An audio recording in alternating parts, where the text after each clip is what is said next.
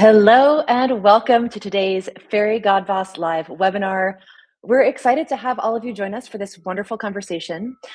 I'm going to give everyone a few seconds to connect and settle in. And while we're waiting, I'd love to know where each of everyone joining us today, tuning in, is coming from. You'll see on the right side of your screen, there's a chat box. So if you feel like you'd like to share, please send a message in that chat saying, hey, and where you're tuning in from. In the meantime, I'd like to introduce myself. I'm Eloise Aone, a leadership coach and longtime partner of Fairygodboss, and I'll be moderating today's conversation. For those of you who don't know, Fairygodboss is the largest online career community for women. Millions of women visit Fairygodboss for career connections, for jobs, for coaching, community advice, hard to find intel about how companies treat women, and of course, virtual events like this one today. And before we get started, two things. First, the session will be recorded and shared via email with everyone who registered. And number two, during the discussion, we really would love to hear from each of you. So you can use the stage chat on the right side of your screen to send a message and comment. And if you have any questions, you can use the Q&A tab to send those questions our way, and we'll try our best to answer as many questions as possible during our conversation. And now, I'm excited to officially kick off today's event, Career Pivots and Finding Purpose at Work, sponsored by Enovis. And I'm thrilled to be joined by three leaders at Enovis, Kristina Arce, Harrell, and Aly Robicheaux. I'd like to give each of you a minute to introduce yourselves. We'd love to hear what's going on in your life personally and professionally, and what you do in your role today at Enovis. Kristina, we'll start with you. Hello, and thank you. So my name is Kristina Arce. I am the Senior Director of Manufacturing Operations Finance. So I basically help support all of the manufacturing managers, senior leaders within the U.S. Surgical Division of Enovis. I am located in the Austin, Texas office.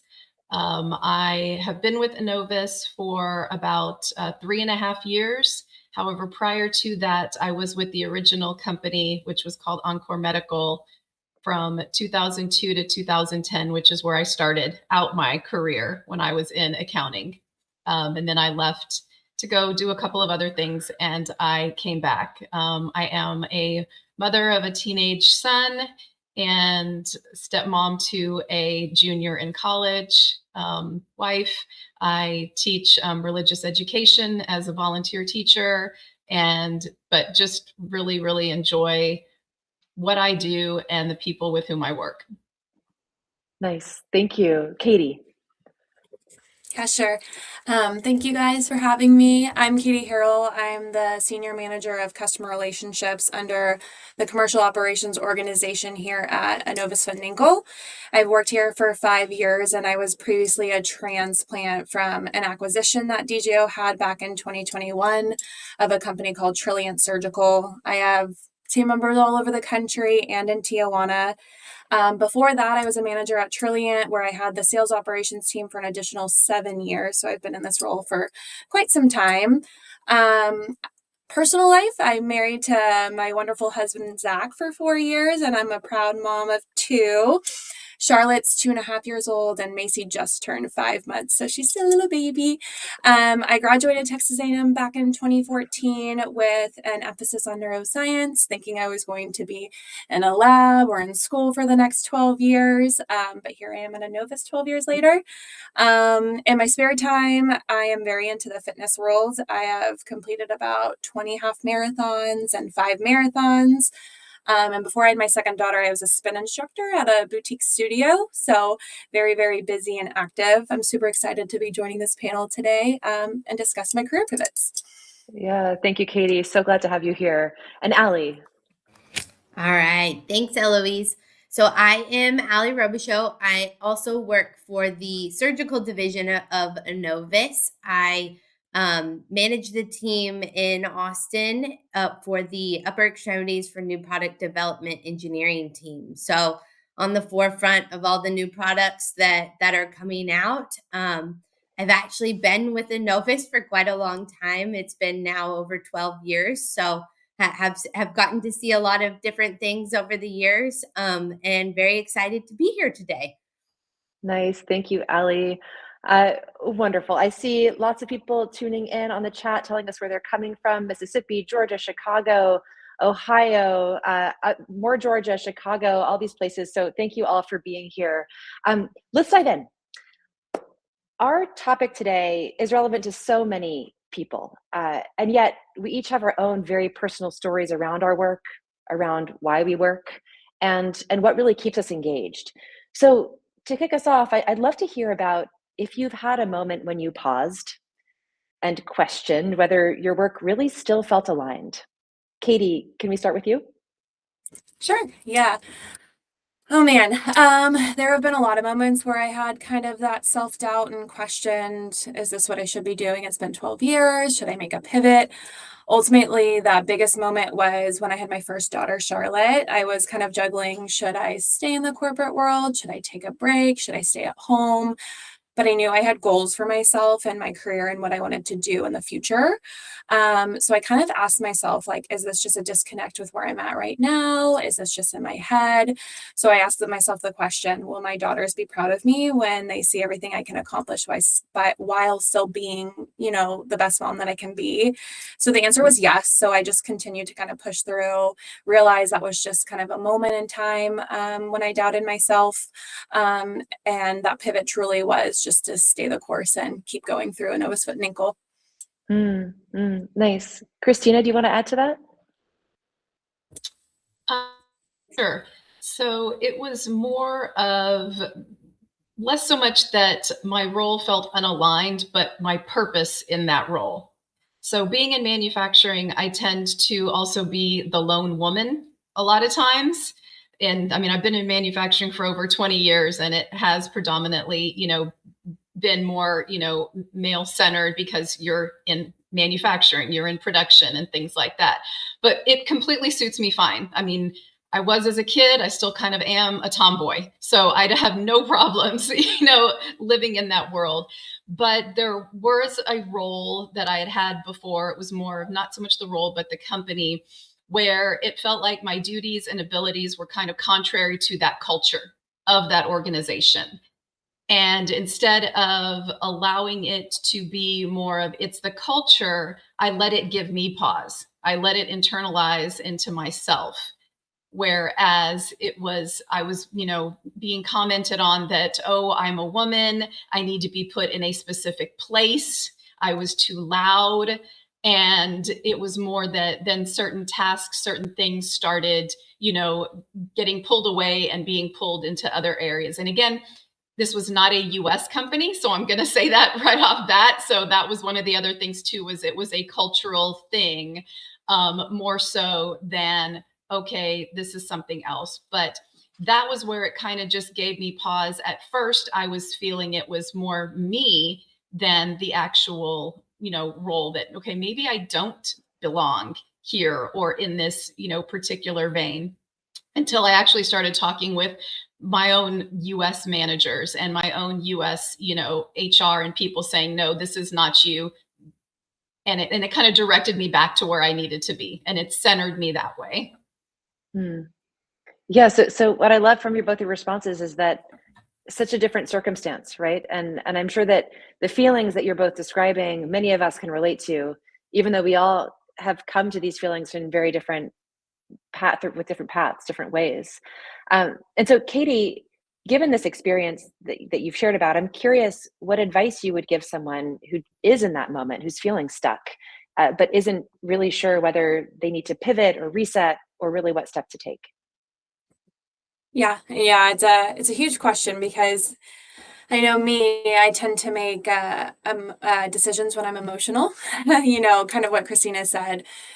is this situation not for me anymore, or is it just me? It's kind of like you gaslight yourself, like, should I actually really be here? So feeling stuck could come from like multiple areas of your life. So it's best to make like those tiny changes and tiny goals to see if you were just getting too comfortable, or maybe you weren't challenged enough, or maybe it's just in your head, right? I personally did this when I found out I just needed a hobby outside of my job. So kind of like Kristina said, medical device sales is very male dominated. So you do feel very alone as being a female, especially in leadership, especially in sales. So finding a hobby outside that kind of fed my creative spirit allowed me to be a better boss and a better colleague, better mentor, a better wife, a better mother, because I was kind of seeing things through a different lens. So finding my purpose outside of the role also helped me within the role itself. Yeah, I love that. I love that. We need small wins to build momentum. We need to find ways to stay curious, right? Even if it's not within the role, to give us that fire. Aly, I'd love to hear from you on this one as well. Yeah, absolutely. And I agree with everything that Katie said as well. But the real key here is why are you stuck? Let's dig into it and really understand where it's coming from. Are you just exhausted? Or did you commit to make way too many things? Because maybe that kind of leads towards just a reset is needed. Or are you starting to really not be as interested in what you're doing anymore? That's not a bad thing. At the end of the day, you have to enjoy what you're doing, and a pivot is not a bad thing, but it's trying to figure out, is it out of exhaustion, or is it really you're ready for something different and a change? Yeah, little self-reflection that can be hard to pause and slow down and think through those things, right? But really important information. Absolutely. Um, Kristina, I'd love to get your take on this next one. Making decisions about our lives and careers is rarely a straightforward process, as Aly just pointed out. Sometimes we need to slow down and think, and making decisions can be difficult. I'm curious to hear about perhaps the fears or self-doubt that have surfaced for you when you've started questioning your career direction, even if ultimately, as Aly and Katie were just mentioning, you ultimately decided to stay put. How did you specifically handle those moments? Yeah, great question. And I think it does go back, leading back to what we were just discussing, just in the end, to know who I am and what my abilities are, and to not let those others define me. Being able to look at those roles that I have, as he was mentioning, with that different lens, thinking about what was the most meaningful and what is bringing me joy and that fulfillment.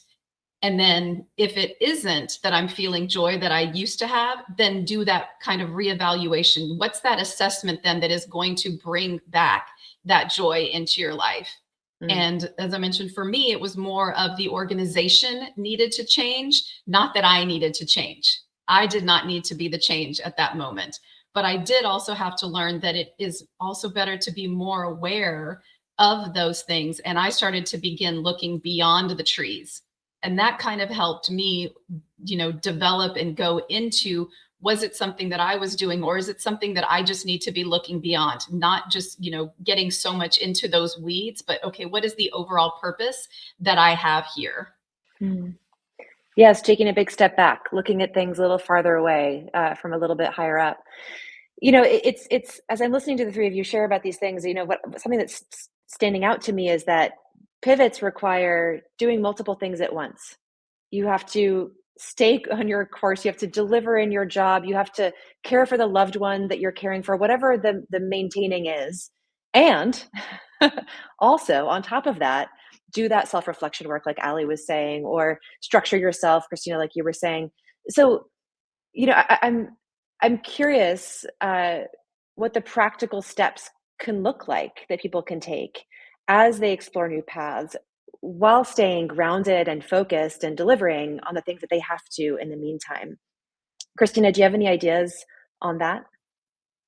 For me, some of that just goes back to, if you're looking at different things that are going to make you happy, even, some of the things that Katie was saying that was like outside of that, just education. just getting some additional training on something. If there's something that interests you that may not be completely in the vein of what you're doing, explore it. I mean, just go on and take a webinar or take some sort of, continuing education class, things like that. I mean, I was feeling early on in my career, that, oh yeah, I'm really liking this thing. But then there's personal things that started happening that I was like, you know what, I think I want to go back to school. So then, I went and I got my MBA. It's been a while since then, but I mean, it was like years after undergrad that I decided, this is something that I want to do. And even now, as I do look towards my potential retirement, what does that look like for me? And it's more of, educating. So, I'm wanting to teach as a retirement type of job. So again, that's how my career pivot is ultimately kind of where it's gonna go. Because I still really obviously enjoy accounting and finance, but there's just something else that can bring me joy. I mean, I see that in the volunteer teaching that I do with kids now, how that is. But finding that extra little something like, well, you know what? Take a training on this. You know what? I really don't like that. Let me go back to what I was doing. And then you can learn and figure out, maybe that wasn't the path for me. Maybe it was something else that was, disengaging me. And it wasn't necessarily what I originally thought it was. Yeah. So taking those small steps, it doesn't have to be a giant change. The smallest little things can inform you on what that direction should be, or if it is north, south, east, west, right? That you need to go in at all, right? Or stay put. I love that. Aly, do you want to add to that? Yeah, sure. Absolutely. It's definitely about taking manageable steps. But I think one of the key pieces here is, as females, we know and think and know that we can take on just about anything, and we love to pile things onto our plate. But the key piece here is, if this is something that really is of interest to you and important to you, there has to be something else that gets deprioritized as well. So kind of keeping that in mind, obviously knowing we have to juggle many things on our plate at a time, that is one key piece of this. I would also say getting the visibility of yourself. There may be something that you want to pivot to that you're already exposed to, but it's not something that you're naturally involved in. So definitely get that visibility with whatever situation or aspirations that you have. That visibility will help you not only help decide what that pathway is going to be, but also get the visibility in front of other people as well. Yeah. That's wonderful advice. Thank you. And I want to remind everyone who's tuning in, please submit your questions in the Q&A tab so that we can get to those. I'm going to pull one right now for each of you, or whoever wants to answer or feel compelled to answer this question from Marie. She shares, I've been looking to pivot from CPG sales into medical sales, and I've been finding it very hard to get a foot in the door. I think we all know where this question is going. Many submissions are pushed back so quickly, it makes me wonder if I'm getting past screenings. Any recommendations for the best way to build a network in a new industry when you are not always in the same city as that company? Thanks, Marie. Yeah, I mean, I can take that. Seems natural for me to take that question. Yeah, I mean, moving from one sales role to another is very challenging, especially as a female in a male-dominated industry. So I know you kind of mentioned it, networking is hard, getting your foot in the door is hard. But my biggest piece of advice is just, stay the course, right? You're going to find that one person, that one mentor, that one female to have by your side to open that door for you. So my biggest thing is, don't give up hope, keep applying. If that is where you're truly aligned and that's where your heart is supposed to be at, then that door will open for you. Sometimes, there's going to be 100 doors that close, but it only takes that one to open for for your future. So it sounds very cookie cutter. It sounds very salesy, but it really will happen. Like, it just takes that one person that you meet in a room, in a room full of females. You just, pull her aside and say, this is what I want to do. And, with, strength in numbers, you will be able to succeed. Yeah. Thanks, Katie. Anyone else? Yeah, I think just to add to that as well is, You just have to be creative too, and know that you have to kind of figure out some different avenues to get in there. It's never easy, just even whether it's sales or changing roles from an engineering standpoint of, say, for us, someone who's coming from the aerospace industry into the medical space. It's trying to find those parallels and building those connections and working your way around. So it's never an easy task, but something will definitely come through. Yeah, yeah. The more you broadcast that message, right? The more you put it out there, the more you talk about it, the more people will hear, right? And it's what I'm hearing both of you say. Just keep sharing, keep having conversations. It'll happen eventually. Yeah, nice. Uh, we have another question from Aditi, and we have some mothers in the room here. Some of you shared being mothers or caregivers, right? In general. Aditi asks, any advice for stay-at-home moms who are thinking of career pivots and how to explore while juggling all the caregiving duties? Of course, being in a job and not having children or someone to care for, it's very different. The feeling is different. The emotional level is different. The priorities might be different. So any advice from any of you for Aditi on this?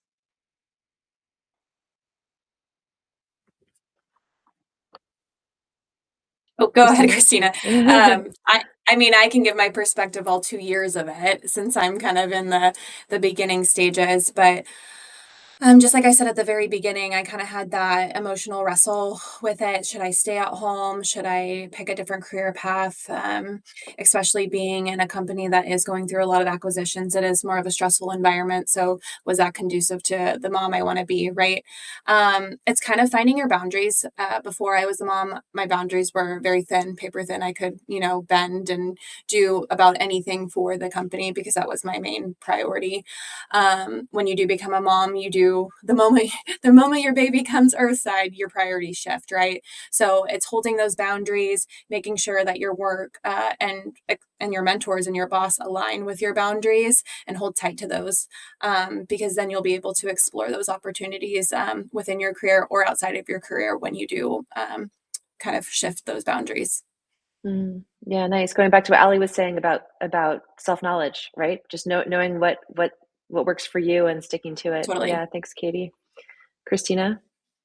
Yeah, I would agree. I would think also another thing is having a good support system, whether that other support system be at home, be, your husband, spouse, or even just at work is also very, very important to be able to have that. So when I did, have my son, I was in roles and similar where I helped and I assisted manufacturing plants, but the plants that I supported were not in the Austin area. I had one that was in the Austin area. So between those other jobs and roles that I have, I was traveling within the US and internationally at least 12 times a year. Started when my son was 4 months old. So there's always been a lot of that, mom guilt, woman guilt that you get for having to leave. But I knew that he was safe. He was either with, a caregiver or with my husband, or when the first time I had to go to, Korea, my mom came and stayed with my husband, and just, because none of our family lives near us. So, just trying to have, that, but understand that if it's something that's still gonna bring happiness to you, then you're still gonna share that happiness with your family. They're gonna still feel that, and they're gonna understand, that this is something that you also need to do for you. And I know it's hard for us women to be selfish that way, because we, again, not only are moms, caregivers, workers, everything, we feel like we have to manage and do it all. But if that's something that, again, is something that you feel passionate enough about and you've got that support system, you can do anything. Because now I'm in also the similar where I'm that peanut butter, or the sandwich generation, where I've got my 14-year-old son, but I also have my mom with Alzheimer's that now I'm caregiving for as well. So, you're going to get pulled, you're going to get on that, and I'll talk about it later, is just know we can bend so much before we break, because we are women and we've got it. Yeah, that's thank you for those reminders. I think we cannot repeat those things enough to women and our larger community. What I'm really pulling away from what each of you said is know your boundaries, know what you need first, make sure that you're attuned in line and like know those things, and then know how to ask for help when you need it, right? Christina, that community, the people around you, get what you need in order to be able to pursue the things that you want to pursue. Uh, one more question from our community before we hop back to the questions that I wanted to ask you. And it feels really like a good next question from the conversation we were just having. The question is, did you ever feel pressure to have it all figured out? How did you move past that feeling of needing to have the answers right now and know where you're going and have everything figured out?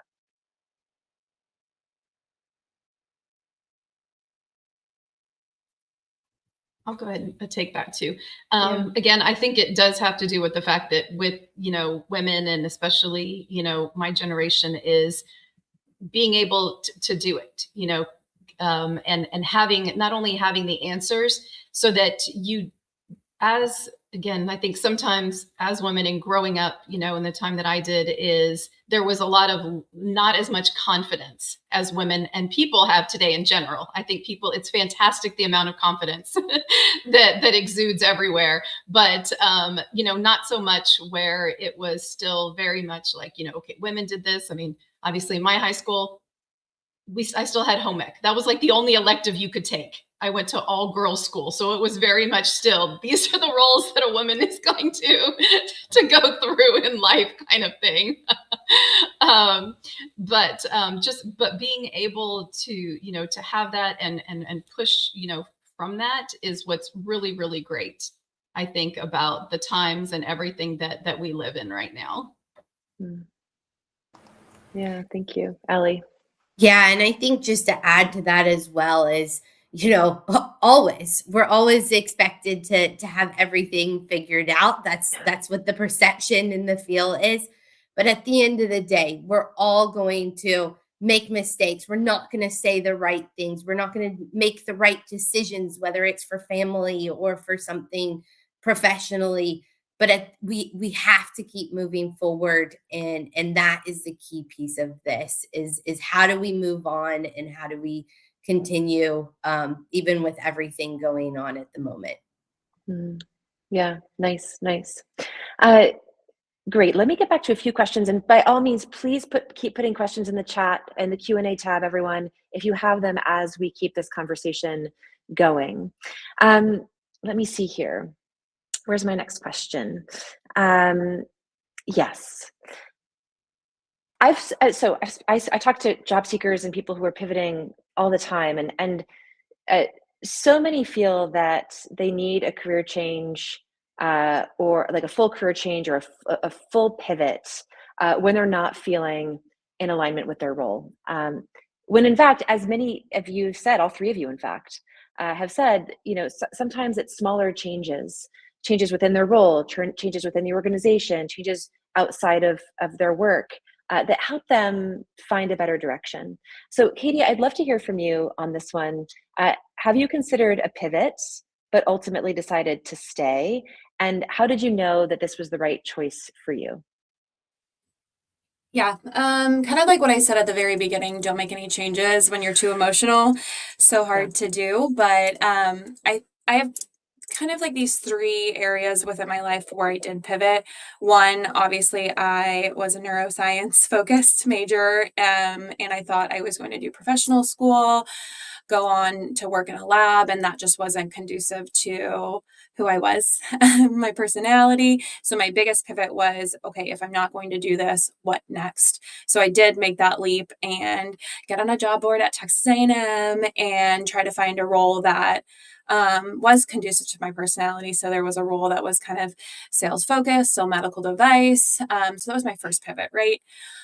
My next pivot was during the acquisitions that my company had. It went from a small company to now Enovis, a very large name, a very large corporation. Did I want to move from a small company to a large company where, as in small companies, as some people know, you kind of do a little bit of everything. So I was sitting in the OR, I was doing customer service, I was doing sales operations. So I kind of had a little flavor of everything. So now with a big corporation coming in, did I want to do that? Did I want to just be in one swim lane, or was I more accustomed to working so many different roles? So that was pivot number two, where I did stay the course. I saw a big opportunity working for a larger corporation, more opportunities for females in leadership. So I saw that as a huge alignment to who I wanted to be in 10 to 15 years, right? My last pivot was obviously what I mentioned before, was having my kids. Did I want to stay at home? Did that align with what I wanted to be in the future?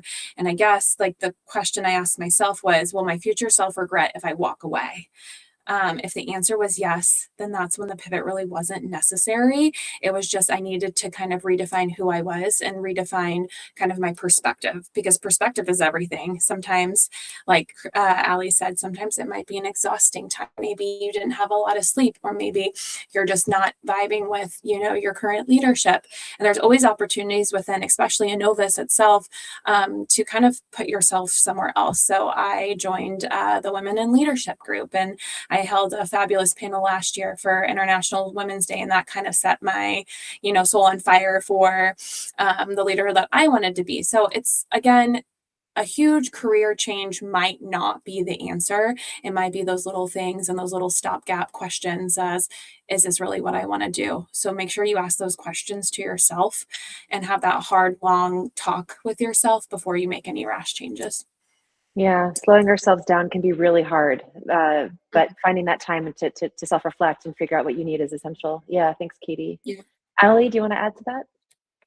Yeah, sure. So we've talked a little bit about big career pivots versus say something that's a little bit smaller, but it is a pivot. So I've had the opportunity to maintain being in engineering from the very start.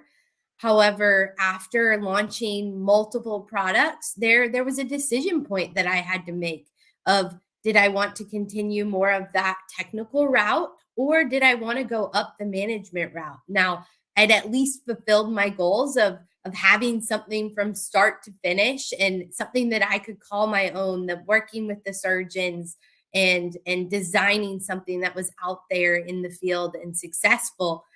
But really, was I okay with giving that up and not being the one who's sitting there and designing and doing the day in and day out from a design engineering perspective? But the reality I had to look at myself is that what I also enjoyed was building up other engineers and giving them that success. Not only, and I've been very vocal about this, but I'm a big proponent of women in engineering, and not only engineering, but in STEM as well. But having that chance to now go up more of the management route and continue to build up both my male and female employees, that really was the direction that I took, and thought that it was the best decision for me. Now, I've definitely gotten to the point where there are days where I wish I could just sit there and be the one that is designing things, and I get different outlets with my team now in that regard. But really, it has been a great decision, especially seeing the outside of that, of what has come at the end of the tunnel of watching a team that has excelled and is continuing to excel and be successful. And so it may not be a large career pivot, but these are even the little decisions that we have to make throughout our career, no matter how small or large they may be. Yeah, I love that, Aly. Thank you. And it brings me perfectly to the next idea that I had and question that I have for you, because we focused a lot so far on the moments in which we sought change. But now, given where you've landed, right, Aly, as you're saying, you're looking back, right? You know, you've had time to reflect. I'd love to know from a few of you, how do you define success or fulfillment, and as it's changed over time, right? When you get to look back and see those decisions, even if in the moment you weren't really sure what was going to happen as a result, that you get to see that. Um, Kristina, I'd love to hear from you on this, and then Aly. Sure. Yeah. So again, when you're saying like even just over time, I think it does also go back to what we were talking about before, is having all the answers. When we're young, we think we've got all the answers. We know this. We went to school. We studied. We got it. Let's just go in there. And it's like, whoa, it changes. Or from being very me-centered. Like, look, this is my first job. I'm going to do this. I'm going to ring up the corporate ladder. I'm just going to keep going. And it becomes, it's still very me. It's that arrogance. It's, that young pridefulness, until you just really start to become wiser, not older, but wiser about what it really means to be that leader, to be successful, to get that joy in your life. And it starts going from me-centered to us-centered. And it's like, it's all of us. We are a team. We start building people up to get them to their next step. And if that next step is either within our organization or somewhere else, but if you know that they're moving up, then you've done your job, because you've helped them advance and get better at what they're doing versus, oh, this is just me. Where am I going? And I feel that has, that is something where that really has changed. And that to me is success, is knowing what we can do to build up the next generation of engineers or accountants or, anybody in that area. And I love the engineers. My father was a physics major. My father was an engineer. My son's going into engineering. So, I mean, I think that that's fantastic. So especially women in STEM, like his leaders, they're all women at his school, and they do the girls who code and things like that. So it's fantastic. But I think that's really, for me, what has changed over time, is just what is bringing you joy to what is going to bring others joy. I love that. Aly, do you want to add on to that? Yeah, sure. I agree with everything that Kristina said. At the end of the day, all your success is at the beginning, where, man, I accomplished that. And what did I get done? Now, I am a very dominant person in that aspect. So my strengths are definitely winning and competition and success. But at the end of the day, it's now you kind of start to realize it's how well did we work together as a team to accomplish that? It really takes a village. No matter, we always use that saying when you're relating to your family, but it also takes a village to say launch a product and make sure that you can get everything accomplished and everyone is in it together. And if you don't have that solid foundation, then you won't be as successful. And that's a reality of the situation. And so you need everyone around you in order to be successful. And so I agree with everything that Kristina said. It definitely, you change from your young mentality coming out of college to man, I am invincible and it is all about me, which to some degree you still have to hold on to, because we are all our own best advocate. But at the end of the day, you need that village in order to succeed. Yeah, nice. Thank you. It's making me think of what Katie was saying earlier, and Kristina and Aly as well, around just like, you just said it, Aly, you are your best advocate. If you don't tell your story, no one will hear it. If you don't know how to tell your story, somebody else will write it for you, right? And broadcast it for you. So I think that's just such a wonderful thing to hold on to, and those relationships and that knowledge that you both are talking about later on in your career starts getting built early. So, Katie, you were talking about go out and talk to people, tell people about what you want to do. Don't be shy, right? Like if you don't do it, no one else will. That's where it starts, right? And a lot of the questions that we're getting from our audience really is around networking. There's another one that came in that I'd love to ask you. It's from Anna. She says, what advice do you have for anyone in the biotech space? So Aly, I think of you being like a STEM advocate here. I've been out of work for 2 years. I was laid off from my job with a big pharma company. I'm over 50 and feel I am facing ageism. I would like to pivot to a clinical research position, but don't know how to make contacts to make the change. This is such a typical question for career pivoters, and then there's the added layer here of being in that stage of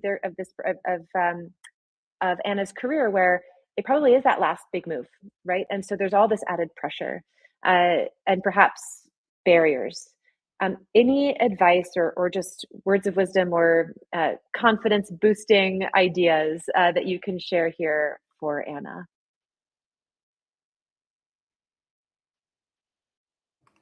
Yeah, I can speak to this a little. I think at the end of the day, it's understanding why you want to make that change and that pivot into that role. Have you set yourself up for success in whatever that new career aspiration is, especially when it is later on in your career, and just making sure that you've set yourself up. I have definitely interviewed over many years different people who have come from different aspects of their life, and the biggest questions are, okay, you may not be totally up to speed on everything, but what have you done to make sure that you're setting yourself up for success, and getting yourself ready for that role that you anticipate. Mm. Hmm. Kristina. I think some of it also has to do with just doing, that research of what that new role is that you want, finding out as much about it as you can, finding out, do they have groups? Do they have organizations that maybe you could do a pop in at, at a meeting or a webinar or something, just to even just try and get exposure into that world, to just start, talked about it before, getting your name out there, getting your face out there, becoming a little bit part of that group, in order to say, okay, well, this wasn't my original job, but this is something I'm interested in, and then just learn up, on it and things like that. Just there isn't a no hard stop. Yeah. And especially when you do, I mean, she's mentioning being over 50, I'm 50, sometimes, you start getting into, those age ranges, but now again, 50 is the new 35. I mean, come on, it's all good. Yeah, yeah. Show up, be in the right spaces, have that confidence, and link to that. What Aly was saying. Have that narrative. Like, be really clear on why you're doing it, so that you sound like you have a plan. If not, it's gonna. If it feels random to the person in front of you, it's up to us to clarify. Like, what is the plan here? Why am I doing this? Right, and really have that clarity. Nice. We have another question from Ashley. We're going to the other spectrum here, beginning of career.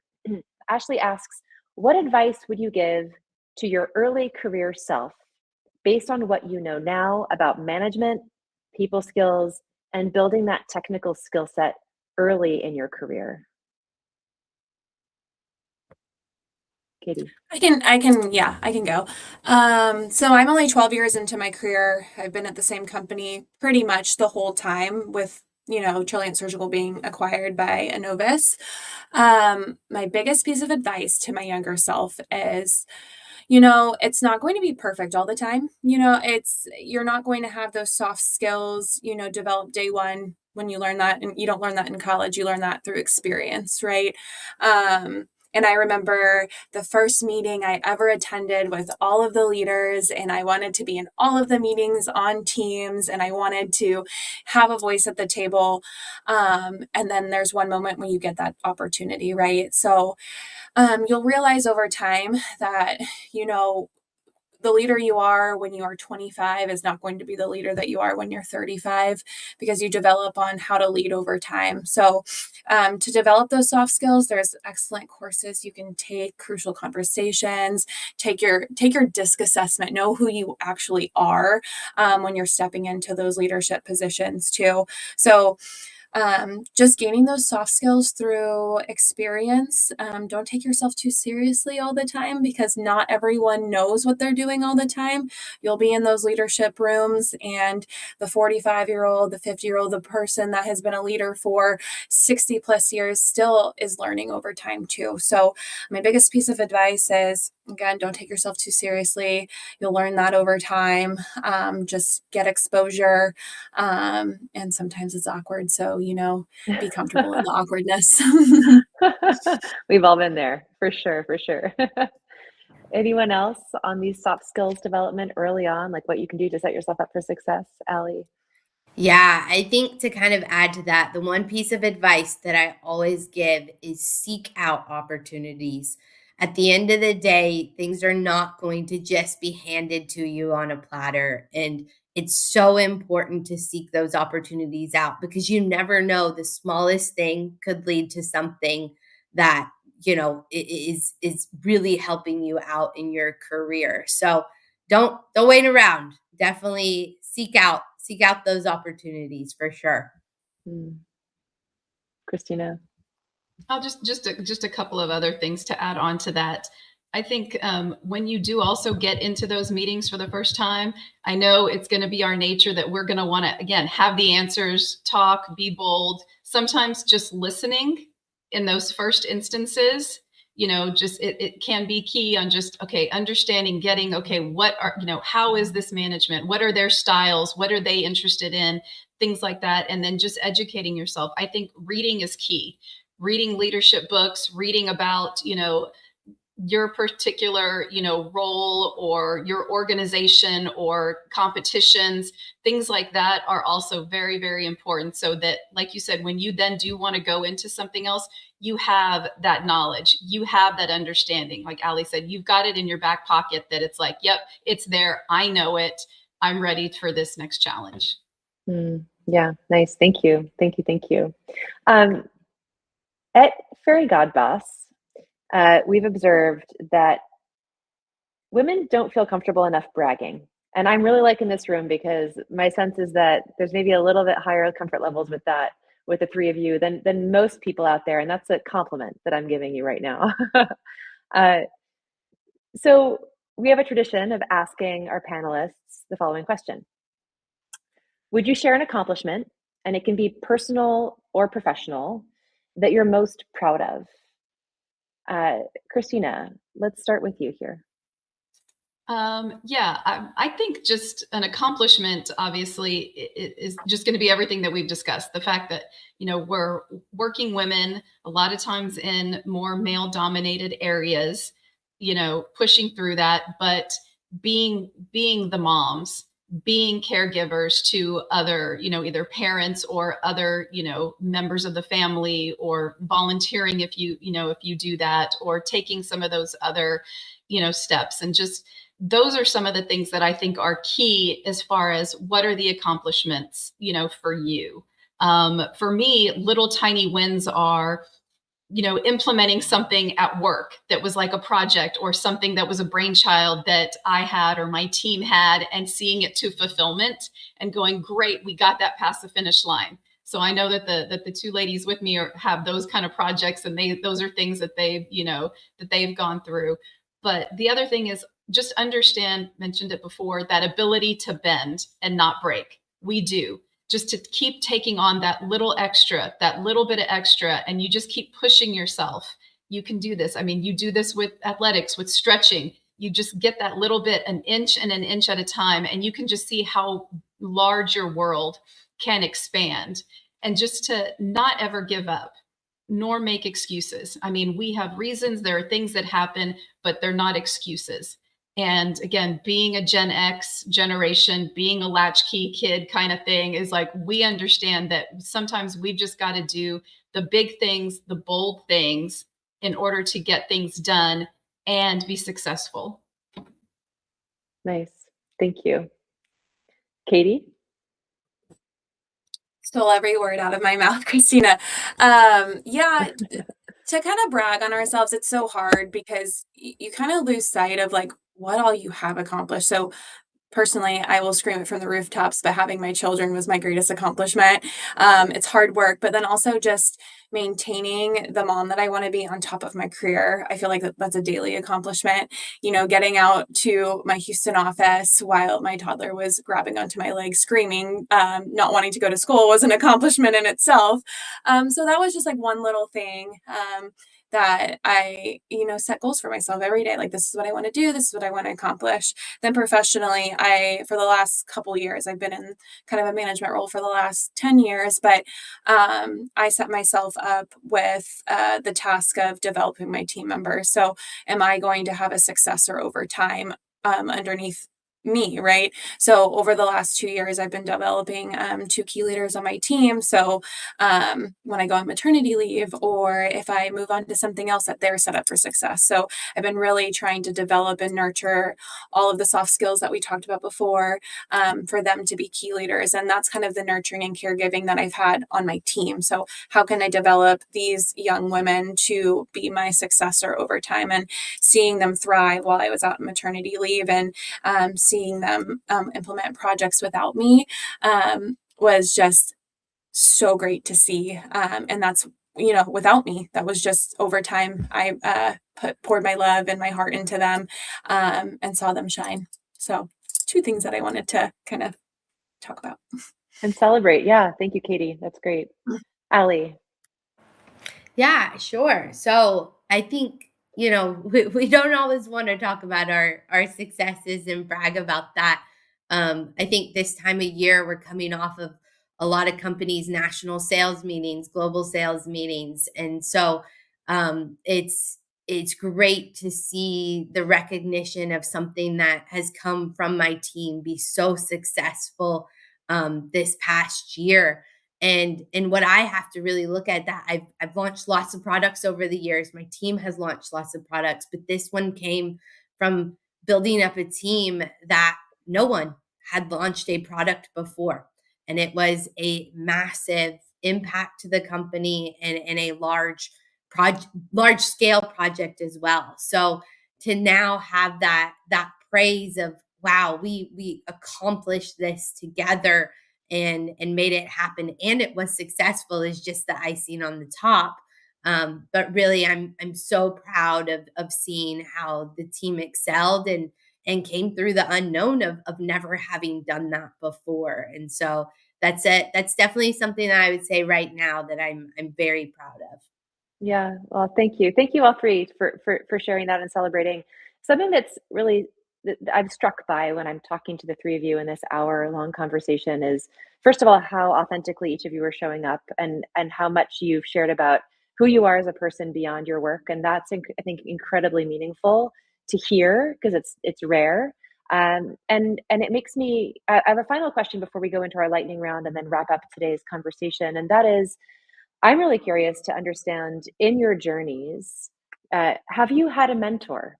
Have you had someone, it could be at work, it could be in your community, it could be a family member, a friend, uh, who has really been that mentor for you in helping you navigate these moments of pivots and these moments of change and growth?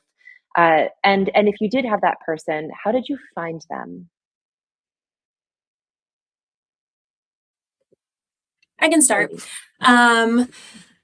Coming from a smaller company, we kind of did a little bit of everything. Everyone was a leader. It was all hands on deck. When I came over to Enovis, I was able to get linked up with a female leader named Tanya. And I just kind of watched her, how she presented herself in meetings, how she articulated problems and solutions all in one. So I really took from her how to have a seat at the table, to have a voice, how to present better, how to come up with solutions without just only bringing up the problem. She was organized. She was an excellent leader. She's no longer a part of this organization. She moved on to another company, but I'm so proud that I crossed paths with her.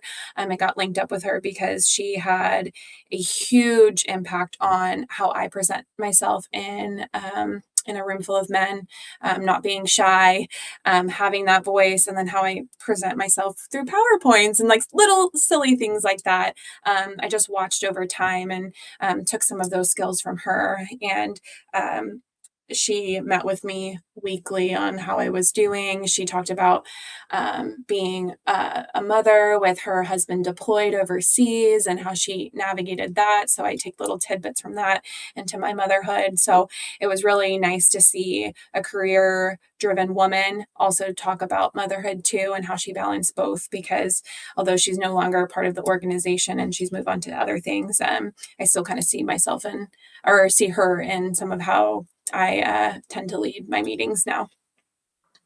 Nice. Thank you, Katie.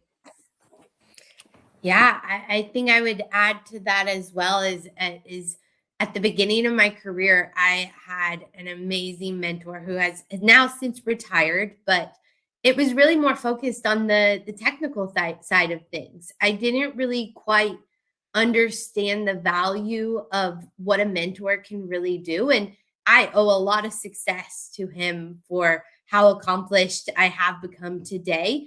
But it started to kind of realize that you have lots of different types of mentors in different aspects, in different seasons of your career as well. And I've had the opportunity to, and still today have very great mentors that I have.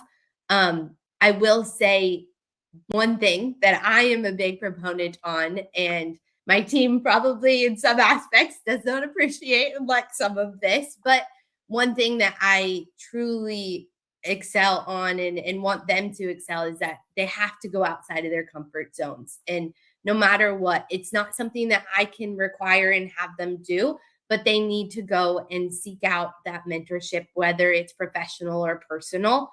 And I definitely want to extend that to everyone. It's so important, and it doesn't have to be formal. You make it how you want it to be, and can be a form of networking as well. But really, it's about understanding what your needs are at each season of your career as well. But mentorship is a huge thing, and I owe a lot to my mentors that I have today and have had in the past. Thank you, Aly. Yeah. Kristina? Yes, similarly. And so mentoring is great, especially, with women. And when you get into those, leadership roles and how they start to, get fewer and far between. But now we can see that stage is changing, which is a wonderful thing to see. But starting out, I did have some, mentors in my earlier career, mainly the ones that were focused on that leadership, but it's that leadership along with the caring, which is what I think is also very important, because again, us as women, we have that. It's like we've got that, we can have that strong exterior out there, but we're all still pink inside. So it's like, but being able to be able to speak with someone who has been through some of those similar experiences within their career, and get what are those paths, what are some of the ways that I can shift, I can change to make myself still who I am, but be able to lead into that next role, and then take those guiding things in order to become a mentor towards somebody else. Take all those little principles that you've learned and be able to carry that forward. Yeah, thank you for sharing that. And that's really why I was compelled to ask you this question, because I see 3 mentors in front of me right now. And I'm sure that you are wonderful mentors to the people who are around you in your communities and at work. We have just a few minutes left. I'd like to do a very quick lightning round. So a 1-sentence answer-ish to the following question before we wrap up. And you've talked about it a little bit already, but I'm sure there's more to share. What advice would you give your younger self? Kristina, let's start with you. I think mine was that it is okay to be bold.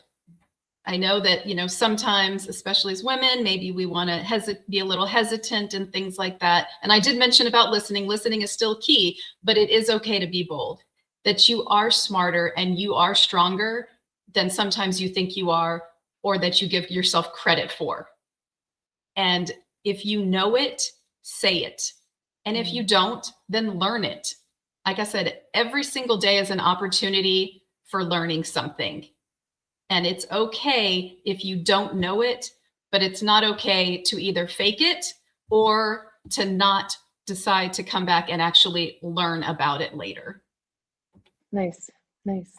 Katie, how about you? Oh, I have a ton. I guess the one sentence would be, it's okay to be uncomfortable because you never really know how good it's going to be. Kind of how everyone said, you have to be bold, you have to, network, step outside of the box, find that mentor, seek out opportunities. Everything is going to be very uncomfortable, but on that other side of uncomfortable is something so great. So no matter what it is, just push yourself and you'll never regret actually getting into that uncomfortable position. Yeah, thank you, Katie. How about you, Aly? Yeah, just real quick. Obviously, I said earlier is seeking out those opportunities, but Katie said it great. And it's something that I have said multiple times.